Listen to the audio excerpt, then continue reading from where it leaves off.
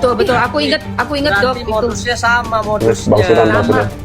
Sama. Ya, para korban yang mengaku korban ini mengejar-ngejar seseorang supaya bisa jadi korban gitu loh. Iya, jadi memang Doktif dugaannya mereka ini akan melakukan OTT, Bang Sunan, ke Doktif. Diduga niatnya mau menjebak gitu ya Dokter Samira, namun strategi dari Doktif juga wah lihai sekali ya gitu. Kalian harus simak nih videonya dari awal sampai akhir karena kali ini Doktif menceritakan bagaimana kronologi yang sebenarnya bahwa ada tindakan playing victim.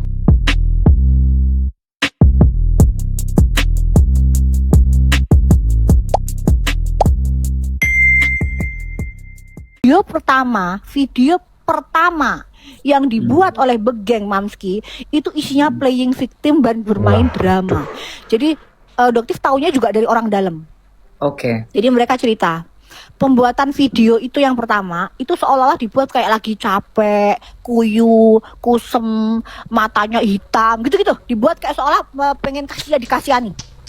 Nah itu Doktif lihatnya benci banget itu. Begitu dikasih tahu bilang itu take down bisa nggak? Itu masih mau membohongi masyarakat. Itu kan tipu muslihat kalian itu bikin video kayak begitu.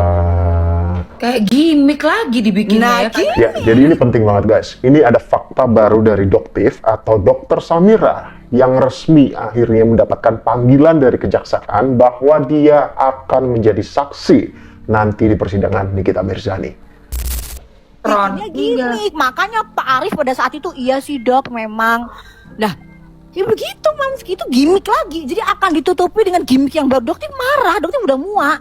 Ya, Bisa udah nggak sih muak. kalian ini bisa nggak sih bersikap jujur sedikit aja ke masyarakat Indonesia? Udahlah, nggak usah pura-pura kayak lagi stres, lagi sedih, lagi apa. Sementara di belakang ketawa-ketawa. Iya bener banget Dok. Ya Allah, ini kenapa pada typing uya-kuya sih? Emang ada uya-kuya? Mas Sunan emang kelihatan di situ Dok? Nggak ada. Gak ada. Nggak ada. Nggak Gitu Mamski. Ya, Uya Kuya sebagai Dewan Perwakilan Rakyat juga lagi jadi spotlight juga dengan statementnya beberapa bulan yang lalu ya bahwa akan menindak tegas, menindaklanjuti siapapun oknum yang berusaha berbuat curang dan merugikan masyarakat gitu. Dan ini aku bahas di video sebelumnya ya gitu. Typing Uya Kuya nih pada. Jadi, nah akhirnya dibuatlah video kedua. Waduh. Buatlah. Ya. Siapa itu? Nah terus dibuatlah video kedua Mamski. Dibuat Jadi video kedua pertama kayak mata-mata panda iya, gitu ya. udah kayak main drama lah, kayak orang kayak didolimi, yang kayak saya ini di situ tumpukan kertas hasil lab. Hello, selama ini lu omset 150 miliar per bulan lu pakai buat apa? Kenapa nggak pernah cek lab? Hah? Gila. Ayo sini ngomong, jawab. Sekarang lu pura-pura bikin video di depannya tumpukan kertas lab. Ya Apa maksudnya? Hah? Kan Ngeri, benci. ngeri. Doktif itu paling nggak suka Mamski sama orang-orang kayak gitu. Udah Doktif ini Iya. orangnya Bang Surabaya, Bang Sunan. Ngerti nggak Bang Sunan? Bang Sunan pernah ketemu sama Doktif kan kayak apa orangnya? Ayo. Orangnya Kakak kayak kibut begini. Nah, Ya, Doktif berusaha membongkar ya gitu. Yang jelas nanti di persidangan akan lebih jelas dan gong banget sih pasti nanti fakta-fakta apa aja. Garis besarnya ada orang besar memang diduga yang ada di belakang para mafia ini gitu ya. Dugaannya kan seperti itu gitu. Itu dimana ada rekayasa video gitu. Dimana tadi Doktif mengucapkan seolah-olah pembuatan video itu dibuat semiris mungkin lah gitu kelihatannya ya. Ada tumpukan kertas dan segala macam gitu. Waduh, makin gak sabar nanti kayak apa sih sebenarnya. Kedua videonya apa? nah keduanya udah mulai bagus tuh, bagus, bener. Jadi videonya tuh udah rapi, cantik, penampilannya mereka ini. Terus mereka bilang, saya sampaikan permintaan maaf dan ucapan terima kasih kepada Doktif yang sudah mengingatkan. Nah itu keuntungannya itu kan maksudnya Doktif buat mereka.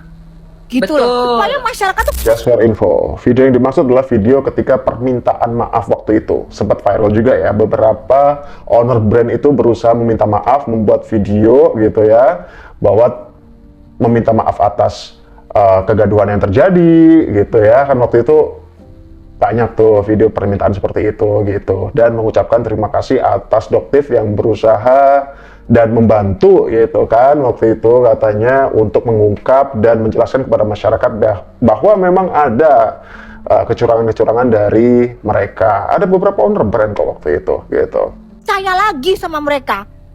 Dan itu Doktif nggak minta duit sama sekali loh. Sama sekali. Ya Allah, Sama berarti sekali. Tapi mereka terus mengejar. Jadi kalau dibilang siapa yang ini meminta ini, kan lu yang ngejar-ngejar. Kok pada amnesia sih? Kan lu yang ngejar-ngejar ke rumahnya Doktif. Lu yang mau nitipin. betul. Aku ingat Dok Berarti itu. modusnya sama Bang Sunan, Bang Sunan.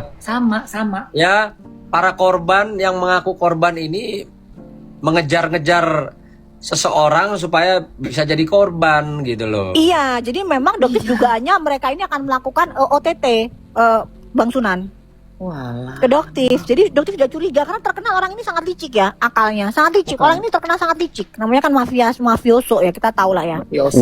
Mafioso. Jadi emang orangnya terkenal licik, dan emang di antara teman-teman kita semua, teman sejawat udah bilang hati-hati Dok, ini orangnya licik sekali. Gitu. Oh ya udah, kalau gitu kita bermain strategi. Ya. Betul. Makanya Doktif tidak pernah mempunyai bukti bahwa dia itu pengen menyuap sebelum ada chatting bahwa dia menyetujui memberikan uang 20 miliar itu. Habis itu selesai. Betul, setuju banget. Gitu, Setuju selesai. banget. Jadi kalau ditanya kenapa, itu emang strateginya Doktif emang minta untuk membuktikan dia emang ada dugaan menyuap ke Doktif. Karena selama ini Doktif nggak ada buktinya. Nah, Bener itu banget, tuh. bener banget. Kayak ini loh, kayak Polola. Karena narasi yang tersebar ya, yang banyak kita ketahui bahwa Doktif juga ikut memeras dengan jumlah nominal yang begitu banyak, 2 juta dolar Singapura. Atau kalau dirupiahkan katanya kan 20 M. Ternyata itu adalah termasuk strategi Doktif ya. Bahwa mereka memang ada nih dugaannya indikasi untuk menyuap nih ya. Ngapain sibuk menyuap?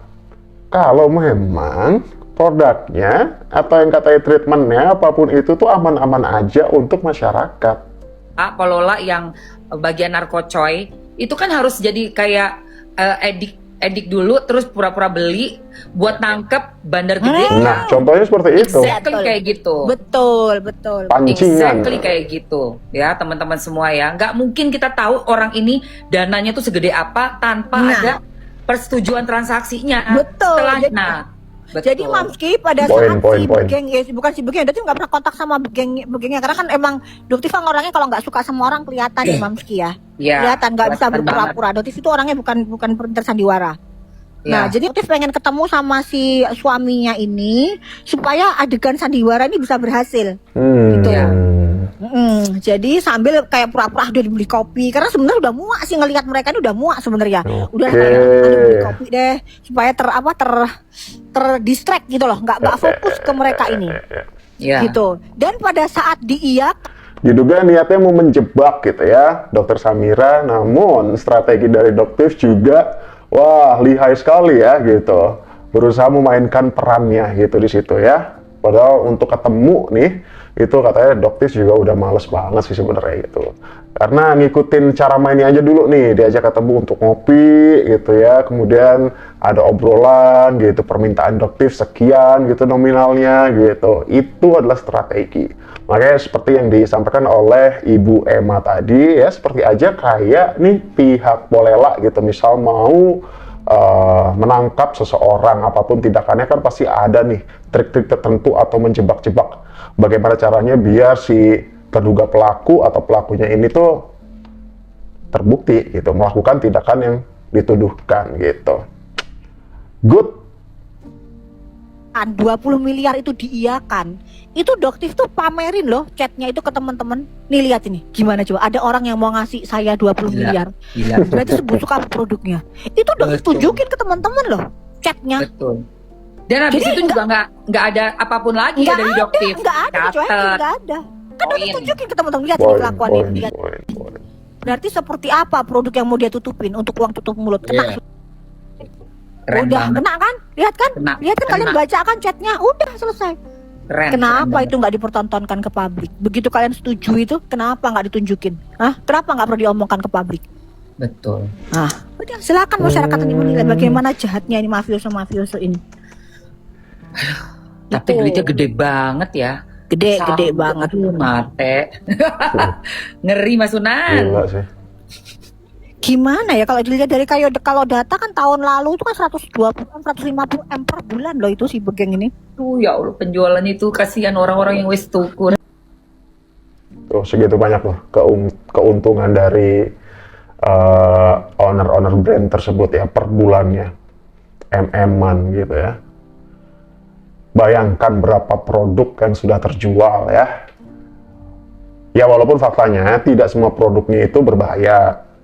Namun kan terbukti sudah dirilis BPOM kemarin memang ada salah satu produk yang memang nyata terbukti tidak bagus dan tidak dianjurkan untuk penggunaannya karena mengandung bahan-bahan berbahaya. Seperti yang disampaikan oleh Ketua BPOM kemarin gitu ya. Faktanya kan seperti itu gitu.